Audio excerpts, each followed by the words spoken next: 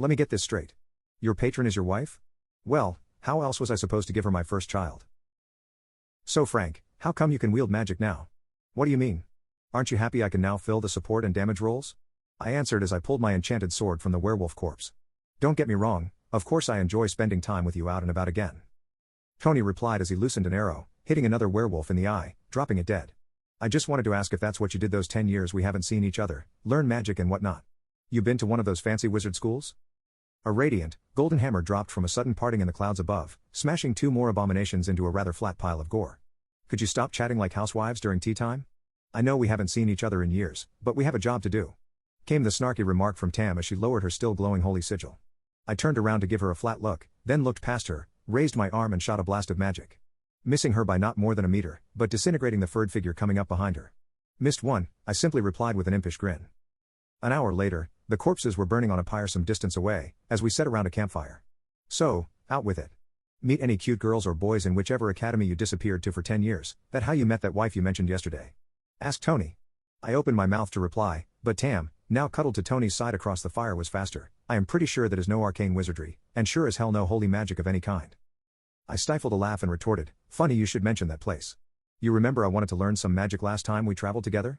Tam got a slight frown hearing my reply. Tony took the hook. Yeah, you said sword fighting on its own was getting boring, but you were never the studious or religious type. That's why I took a trip to the lower realms.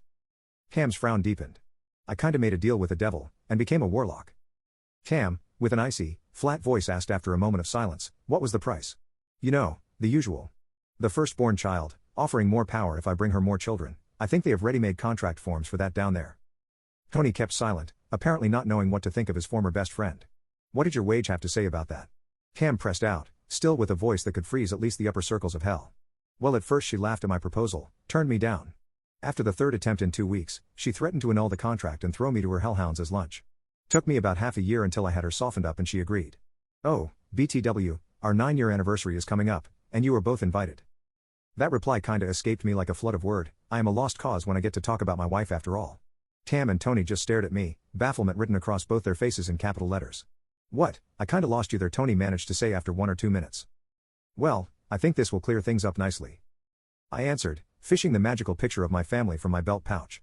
This is my wife Lilith, our oldest daughter Cassandra had her 8th birthday last month, the boy hiding behind his mom is Anthony. After my best friend, I gave Tony a wink, and his twin sister Amelia holding Cassandra's hand are becoming 6 years old in a couple of weeks. Lilith is holding our youngest so far, Archibald, he is about 2.5 now. Oh, and if you look closely in this picture, you can see we have another one on the way. Mephisto, my father-in-law, said it's gonna be a girl. He was right every time so far, and we are thinking about maybe naming her after Tam. We are finally at a point where Lilith allows me to go out adventuring again for about 5 days every month. When I looked up from the picture to hand it to them, I saw Tam must have been tired, cause she had keeled over to the ground and appeared to be sleeping. Tony took the picture, taking in the sight of me standing beside my horned, red-skinned wife, surrounded by children with varying skin tones and styles of horns. It was silent for some moments before Tony found his voice. So let me get this straight. Your patron devil is your wife? Well, how else was I supposed to give her my firstborn child? The story of Frank, fighter warlock. STR:18 Dex:16 Con:16.